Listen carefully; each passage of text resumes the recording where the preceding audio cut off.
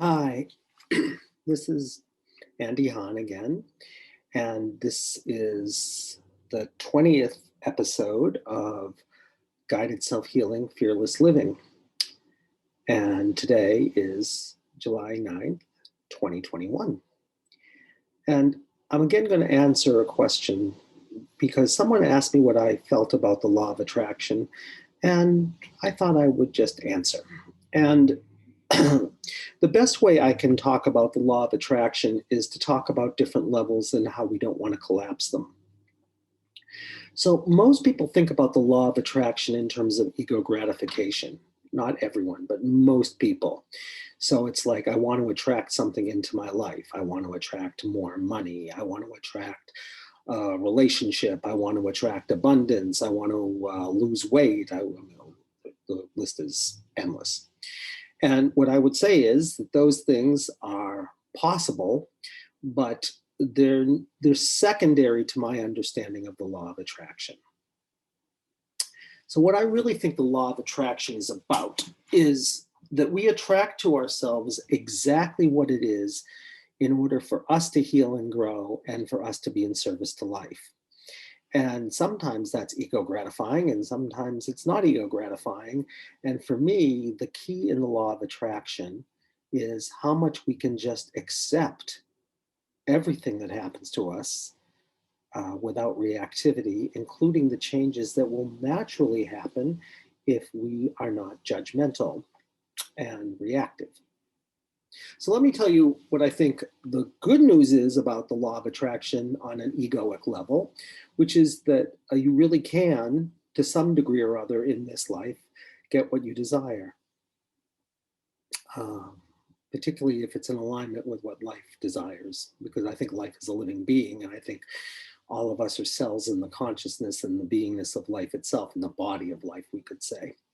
So, and sometimes life conspires with you for what you aspire to on an egoic level, and then things work out very nicely. But what I would say is two things. The first is that if we need to heal something, life will provide us with example after example after example. And of course, from an ego point of view, that is not very gratifying. In fact, it kind of stinks, because usually what life will do is it will give us echoes of something that we need to heal in order for us to evolve. And of course, the things that we need to heal are things that we haven't been able to handle or haven't been taken in stride and integrated. And so life keeps giving us new opportunities to master them, kind of like Groundhog's Day, except that, and so everything we bring into our lives from that point of view is an invitation to remember who we truly are. And so you could say that you're getting exactly what you need, or as the song goes, you can't always get what you want, but if you try, sometimes you get what you need. And in fact, you don't even have to try, because life will be good enough to you and provided for you, even if you don't think life is being very good to you. So that's the first thing I would say about that, which is we get exactly what it is we need in order to heal and grow and to be in service to life. And it's like, can we just say yes to the invitation? Because life is always inviting us. And free will, from my point of view, is, do you go kicking and screaming, or do you go smiling? Because I think there are forces that are much larger than us, even though we are, in fact, when we ultimately get there, we are those forces, but then we're not attached to result anyway, so it doesn't really matter if we end up getting crucified or end up getting a villa in southern France, because we're not attached to result. And we know that life requires opposites on a dual nature. So in order to succeed, we have to fail. And in order to fail, we have to succeed. And they're in some kind of wonderful reciprocal relationship, because we have to also then recognize that there are two different things going on in life. One is called the choice of choice, and one is called the choice of choicelessness. And the choice of choice is actually where the egoic law of attraction comes in, because the choice of choice says, what do we aspire to if we really get what we truly desire? And in order to know what we truly desire, I would suggest that you don't try to figure it out, but you go someplace else. And the place I invite you to go is first into your deepest intuitive knowing. If you take 4 or 5 deep breaths, which I invite you to do right now, and you bring your attention down and in all the way to your diaphragm and you're breathing there, it's like opening to everything. And of course, in the out breath, it's like letting go of all tension. So you can just be with whatever's here with no reactivity, but just being with it and saying, yes, I accept this. Doesn't mean I have to like it, but it does mean I accept it. And then this deepest part of you will just tell you what is true for you, what you know to be true for you, and what is really important for you to bring into the world. And then, if you want to know what you truly desire, I would suggest you bring your attention up a little bit and breathe into center of chest. And listen for the soft voice of the deep heart that really knows your deepest desires and aspirations. And so, all I would invite you then to do is listen. And then, if you speak it out loud, it will be like something much deeper in you is communicating or sharing something through you with you. So it's almost like you would speak or go slowly enough that you would speak the words and you'd be listening to your own words at the same time. And I can guarantee you, if you really bring your attention there to the deep knowing that's always there, if you stop and say, what is really true for me? Not what do I think is true for me, but what's really true for me. And when I say what's really true for me, I think we mostly have things backwards. So egoically, it's like we try to figure things out. We say, what do I really want? And our attention goes up into our heads. And I'll tell you something. In my humble experience, our heads doesn't know anything about what's true for us or what we want. So it thinks it's running the show, but it's like doesn't know very much about these deeper questions. So what part of us really knows what's true for us is the gut. Why we call it a gut instinct, or deepest intuitive knowing is called a felt sense. It's not something you figured out. It's not even something you have an emotion about. It's just you just bring your attention in and say, what is true for me? And then something just comes to you, and that's just what's true for you. And then once you know what's true for you, you bring your attention to your heart, which really is about the law of attraction. And you say, okay, given what is really true for me, what do I really desire, or what do I aspire to? If I really was in alignment with what was deeply true for me and what I knew to be true for me and was deeply in service to life. And then you would know what you truly aspire to and what you desire.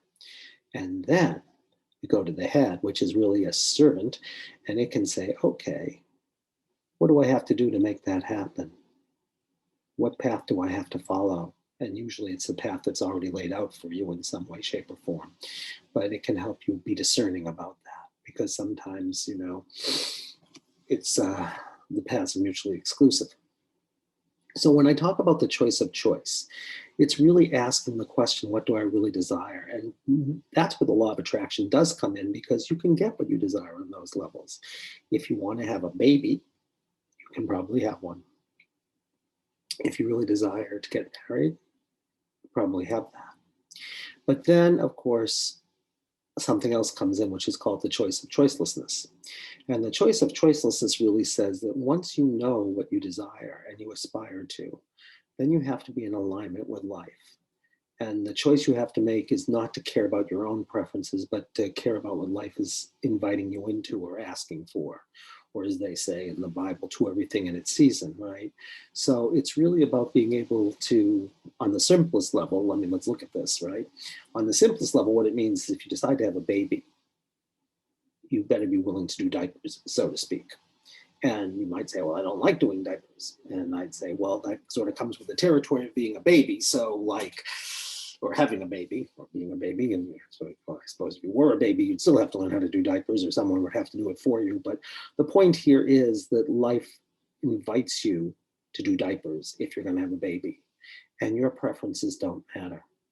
And what you'll really find, and we'll talk about this at some later date in much more detail, is from this level, life goes in seasons, and it's to everything in its season. And in different seasons, life invites you into different things. So, for example, if I want to be the best teacher I can be, sometimes I get to be a teacher, but sometimes I have to be a student. And whether I like being a student or not is irrelevant if I'm going to be the best teacher I can be, because, I'm teaching you guys all this stuff, but at some point or other, everything I teach you will run out. And if I want to be able to teach you something more, I have to be a student. And that will be an evolution for me, that it's time to be a student. But then at some point or other, that will run out, and I'm going to have to take on the responsibility again of being a teacher. And life will call for me to be a teacher until, the sun starts to go down again and dusk come back, and then it's time to be a student again. And life will just do that through me, in this evolving infinity loop where it's like day and night. So if I really am drawn to being a teacher, I may be able to start there. That's like noon, but at some point or other, the sun starts to go down. And if I try to hold on to being a teacher, it won't work out very well, because the sun will be waning and it's going into nighttime. And so I have to say, this has run its cycle, and it's now time to go up and be a student, because of course students need teachers and teachers need students. There can't be one without the other. And you'll find that that's what the case is. They're called interdependent polar pairs. And when there are such pairs like teacher and student, or leader and follower, or speaker and listener, or whatever it's going to be, life will call for them in this order of strength, waning, going to the strength of the other side, and the waning. And the only thing that's problematic is if we have judgment. And if there's something we really don't want to do, like following, then we'll fight being a follower when life calls for us to be a follower. But all that will do is make us miserable, because life's forces are bigger than our own, in my experience. So it will take you there, kicking and screaming, which is why I say the true law of attraction is, do you have a willingness to just smile to whatever life invites you into, or you're going to go kicking and screaming? That's the difference. Now, what I would also say is, life invites us to face whatever it is that we haven't been able to handle and integrate, or life invites us to be in service, and it will provide us opportunities. But if we take care of enough of the things we can't handle, then in fact, we have more open space. And we can, if we're smart, we won't try to figure out what we're to do with that space, but we'll just be open to it. And then something will come to us if we're really just open and say, life, teach me what's next. And when you ask life to teach you what's next, what you really desire, what will happen is, when you're in alignment with that, you'll start to feel something really good in your body. I've talked about trauma and how there are bad sensations that are born in a moment, but there are also good sensations, like, a tingling throughout your body, or an open feeling in your chest, or a lighthearted feeling, or effervescent feeling. And what I would say is, bring all your attention to that sensation and just say, effervescent feeling, what have you come to share about what I really desire and how I can make it happen? And if you ask and you really wait and listen, because it takes patience, in my experience, you will get an answer, and you will attract what you really desire, because all forces will be aligned with you, because you won't be trying to figure it out. You'll just be open, and life will reveal. And then it conspires in the service of whatever life needs and desires. And you'll say yes to it, whatever it is. You'll be there with a smile on your face. And that's what I would say the law of attraction truly is. When you say yes to the things that seem challenging, because on some level they're here in the service of your healing and your growth. And then you say yes to this other kind of feeling, this deeper knowing, this visceral knowing, and the soft voice of the heart that will always tell you what's really true for you, and what you're to share with the world, and what you really desire and aspire to. And I'd say, follow it with all your heart and all your soul and all your spirit, and you will get what you desire, which may be much more than something on the surface. And having said that, this has been a joy to share. I didn't know what I was going to say necessarily, but I hope you enjoyed it. And I enjoyed it because I discovered what I really felt about it, which is always kind of a fun thing to find out. Anyway, so we're completing our idea with the law of attraction. And I'm having this idea, if I can do a way to do it, that I really like to start doing some healing work with some of you. So if you want to do that, you can write me. And the way to get me is Ahon, that's Ahahn, at lifecenteredtherapy.com. And if you want to know more about lifecenteredtherapy.com, which is Life Centered Therapy, then you can go to Life Centered Therapy and you will find everything you need to know about us, including, again, how to get in touch with me. So until the next time, thank you so much. And I will look forward to sharing with you again soon. Until then, be well and just say yes. Whatever's there, whatever sensation is there, just bring your attention and say yes. Whenever you're suffering, just bring your attention there to the sensation and just be it. And whenever you're inspired to aspire to something, there's a good sensation, ask it, because it knows, not more than we know. Be well, my friends. Bye.